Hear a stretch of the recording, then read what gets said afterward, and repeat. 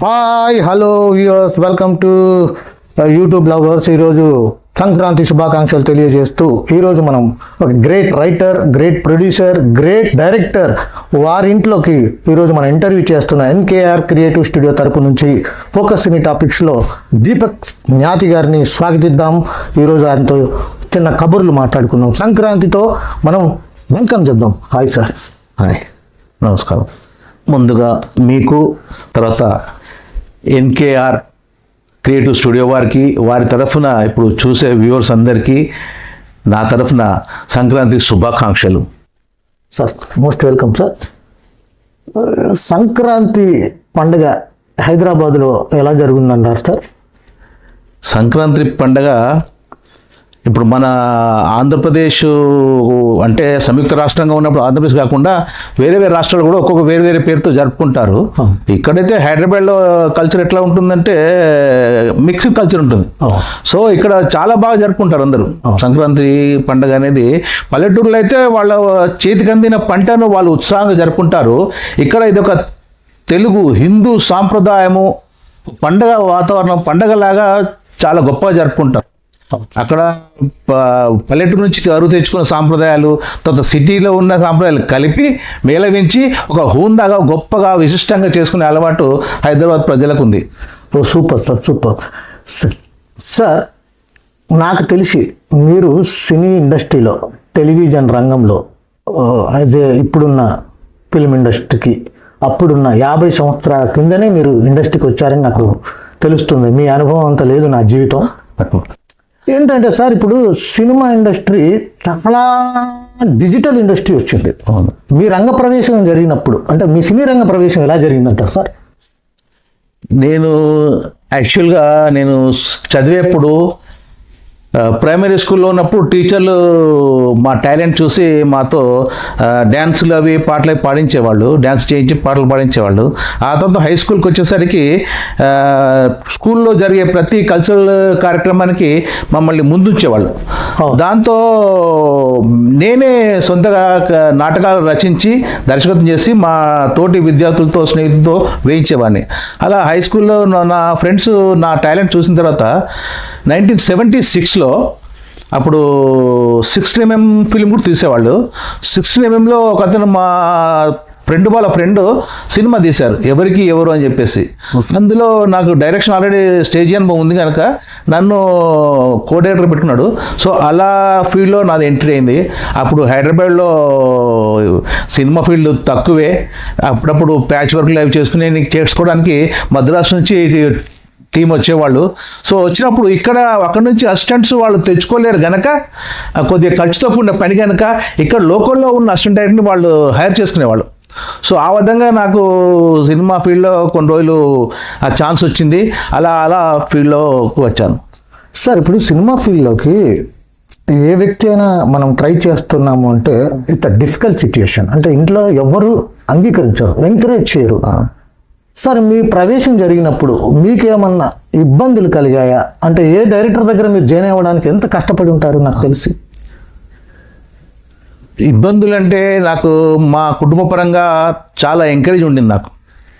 మా అమ్మగారు మమ్మల్ని అందరినీ ఒక ఉన్నత స్టేజ్లో చూపించాలని చెప్పేసి, అప్పుడు రామారావు గారు తర్వాత నాగేశ్వరరావు గారిని చూసి మన పిల్లలు కూడా ఇంత పేరు సంపాదించుకోవాలన్న ఉద్దేశంతో నన్ను చాలా ఎంకరేజ్ చేశారు మా అమ్మగారు. యాక్చువల్లీ ఈ టాలెంట్ అంతా మా నాన్నగారిని సంక్రమించింది అనుకుందాం, అయినా కానీ మా అమ్మగారి ప్రోత్సాహం చాలా ఉండింది. సో వాళ్ళ ప్రోత్సాహంతోనే నేను ఫీల్డ్లోకి వచ్చినప్పుడు నేను చెప్పాను కదా, అడపా షూటింగ్స్ జరిగేవి కనుక ఎప్పుడైనా ప్యాచ్ వర్క్ ఉన్నప్పుడే పిలిచేవాళ్ళు కనుక మనము చాలా సినిమాలు మద్రాసు చూసి ఇక్కడ మొదలెట్టారు వాళ్ళు, కానీ కంప్లీట్ చేసేవాళ్ళు కాదు. సో దాంతో మనకు ఒక సినిమా, నేను ఈ సినిమా చేసుకొని చెప్పుకోవడానికి వీలు లేకుండా ఉండేది. అయినా మనము ఇక్కడ సినిమా ఆఫీసులు ఎక్కువ లేదు కనుక మనకు ఎక్కువ వెళ్ళి మనము అందరినీ డైరెక్టర్ దగ్గరికి వెళ్ళి చేతులు కట్టుకొని, సార్ నాకు ఛాన్స్ ఇవ్వండి, నేను సినిమా చేస్తాననే స్కోప్ తక్కువ ఉండింది. అప్పటికి ఆల్రెడీ వాళ్ళ సర్కిల్, వాళ్ళ డైరెక్షన్ డిపార్ట్మెంట్లో ఎస్టాబ్లిష్ ఉన్న వాళ్ళే చేసేవాళ్ళు కనుక మనకు అడప దొరికేది. ఎప్పుడన్నా సెకండ్ అసిస్టెంటో లేక అలా పోస్ట్ దొరికేది. అయినా 4 రోజులు వారం రోజులు అయినా కానీ ఎప్పుడైనా మనం కాదనకుండా కష్టపడి పనిచేసే వాళ్ళము. చేసిన ప్రతి చోట అరే మంచి కుర్రాడు, మంచి శ్రమ పడతాడు, మంచి టాలెంట్ ఉన్న కుర్రాడు, మంచి సృజన ఉంది అనే పేరు తెచ్చుకోవడం వల్ల అలా అలా కంటిన్యూ అవుతూ వచ్చాను. Sir it's very very good topic sir. ఇప్పుడు సినిమా ఇండస్ట్రీకి అసిస్టెంట్ డైరెక్టర్లు కానీ, అసోసియేట్ డైరెక్టర్లు కానీ, కో డైరెక్టర్లు చేసే అంత ఓపిక ఎవరికి ఉన్నట్టు సార్. ఒక సినిమా, ఓ షార్ట్ ఫిలిం తీసుకొస్తున్నారు, ఏదో ఆర్టిస్ట్ చూపిస్తున్నారు, వారి ద్వారా వెళ్ళి ఒక సినిమాతోనే ఈ రోజుల్లో డైరెక్టర్ అవ్వాలనుకుంటున్నారు. ఇలాంటి వాళ్ళకు మీరు ఇచ్చే తర్వాత ఇమ్మీడియట్గా పడిపోతున్నారు. ఒక సినిమా హిట్ అనుకుంటున్నారు, తర్వాత అతను కనుమరుగైపోతున్నారు. దీని గురించి ఏదన్నా మీరు మీ అనుభవంలో చెప్పగలుగుతారా సార్? ఇప్పుడు నా అనుభవం అంటే పరిస్థితులు ఎప్పుడూ ఒకేలాగా ఉండవు. కాకపోతే ఒక చిన్న షార్ట్ ఫిలిం అంటే ఇప్పుడు సినిమా అనేసరికి, షార్ట్ ఫిలిం అనేసరికి తక్కువ ఖర్చు కనుక రిటర్న్స్ లేకున్నా కానీ వాళ్ళు సరే మన టాలెంట్ చూపించుకోవడానికి కానీ షార్ట్ ఫిల్మ్ చేస్తారు.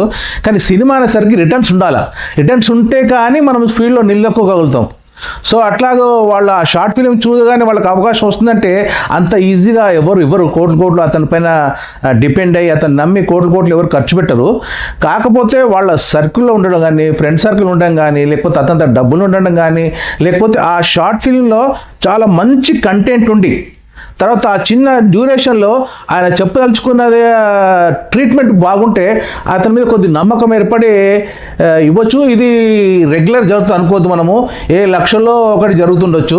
కానీ ఆ తర్వాత వాళ్ళకి మళ్ళీ ఆ చిన్న షార్ట్ ఫిలిం 10 నిమిషాల్లో చెప్పడం వేరు, 2.5 గంటల సినిమా 2.5 సినిమా చెప్పడం వేరు. సో అందులో వాళ్ళు ఫెయిల్ అయితే నెక్స్ట్ మీరు అన్నట్టుగా నెక్స్ట్ ఫర్దర్ సినిమాలు ఉండకపోవచ్చు అని నా ఉద్దేశం. అవును సార్. సార్ మీరు చాలామంది డైరెక్టర్ల దగ్గర పనిచేశారు, చాలామంది రచయిలతో కలిసి పనిచేశారు, ఇటు టీవీ మీడియాని వర్క్ చేశారు, తర్వాత పెద్ద పెద్ద ఛానల్స్లో మీరు వ్యాఖ్యాతగా వ్యవహరించారు, ఇంటర్వ్యూస్ కూడా డైరెక్ట్ చేశారు, షో డైరెక్టర్గా కూడా చేశారు. అవును సార్, నాకు ఒక చిన్న డౌట్ సార్. డౌట్ ఏంటంటే పెద్ద డైరెక్టర్ అంటారు. ఇప్పుడు ఈ పెద్ద డైరెక్టర్ లిస్ట్లో మీరు ఎందుకు లేరు సార్? ఇప్పుడు ఈ క్వశ్చన్కి సమాధానం అంటే కొద్ది కష్టమే. ఫస్ట్ ఆఫ్ ఆల్ ఎవరిని బ్లేమ్ చేయకుండా నన్నే అనుకోవడం బెటర్. ఎందుకంటే నేను దూసుకుపోవడం అనేది నా నేచర్ కొద్దిగా విరుద్ధంగా ఉంటుంది. నేనేంటంటే ఎవరిని వెళ్ళి నాకు అవకాశాలు కావాలని అడిగేవాడిని కాదు. నా గురించి తెలిసిన వాళ్ళు అలా నోట చెప్పి పలానా కుర్రోడు బాగుంటాడు, బాగా చేస్తాడు, సెట్లో బాగా హార్డ్ వర్క్ చేస్తాడు, చాలా యాక్టివ్గా ఉంటాడు అని చెప్పిన వాళ్ళకి అవసరం ఉన్నప్పుడు నన్ను పిలుచుకొని చేయించుకునేవాళ్ళు. ఆ తర్వాత నేను చెప్పే కదా ఫీల్డ్కి ఇక్కడ లేదు.